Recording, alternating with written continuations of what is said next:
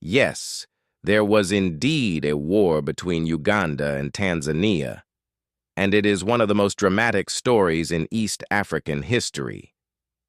The roots of the conflict go back to 1971, when a military commander named Idi Amin seized power in Uganda through a coup.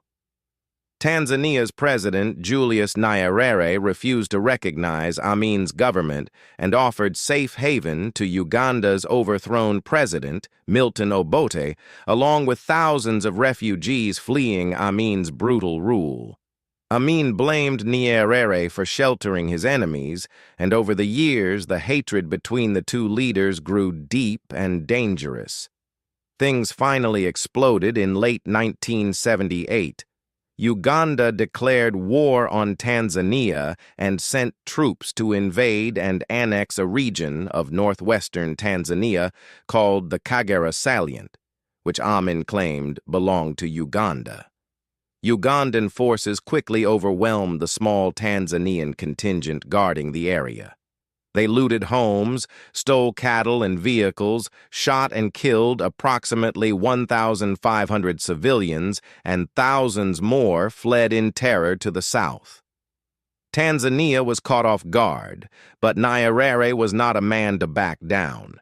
He ordered a full military mobilization and instructed the Tanzania People's Defense Force to prepare a counteroffensive.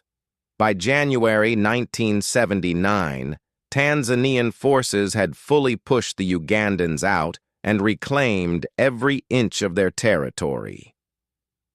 But Nyerere decided that simply defending his border was not enough.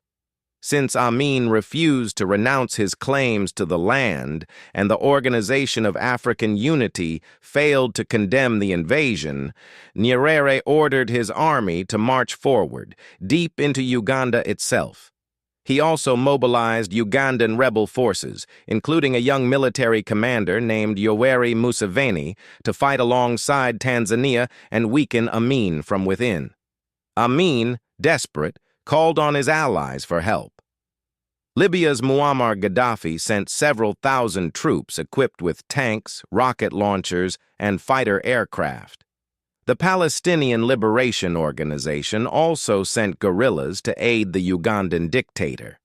The most critical battle of the entire war took place at a place called Lukaya in March 1979, where the combined Ugandan, Libyan, and Palestinian force was decisively defeated by the Tanzanian army and Ugandan rebels. After Lukaya, resistance collapsed. The Tanzanian forces and their allies moved steadily northward toward the capital. On the 10th of April 1979, they attacked Kampala and secured it the very next day. Idi Amin, the man who had terrorized Uganda for nearly a decade, fled into exile and never returned to power. A new government was put in place, and the war was officially brought to a close in June 1979 when Tanzanian forces secured the Uganda-Sudan border in the north. The war left deep marks on both nations. Tanzania had won a patriotic victory, but the enormous cost of the campaign severely damaged its already fragile economy, and the Kagera region where the fighting began took many years to recover. Uganda was free of Amin, but freedom did not bring peace.